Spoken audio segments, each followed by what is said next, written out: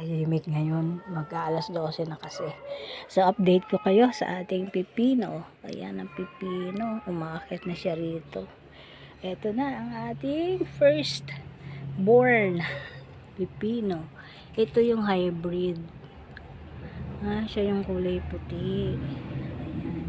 Meron pang isa. Mukhang hindi itong matutuloy. Kasi naputol ko yung ano niya. Vine niya. Sorry. May isa pa rito. Ayan o.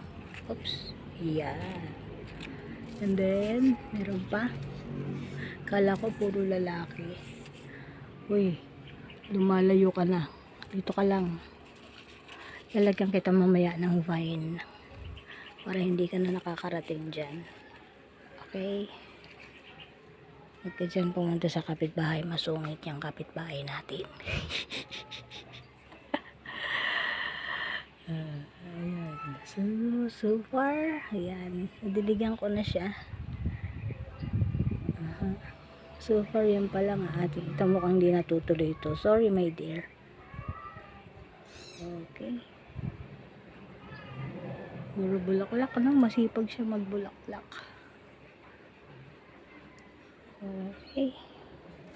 So, yan lang po ang ating update sa araw na ito. Ito humahabol to. Ito yung hindi hybrid.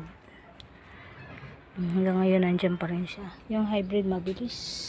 Kaya nga hybrid eh. Diba? Okay. Bye bye guys.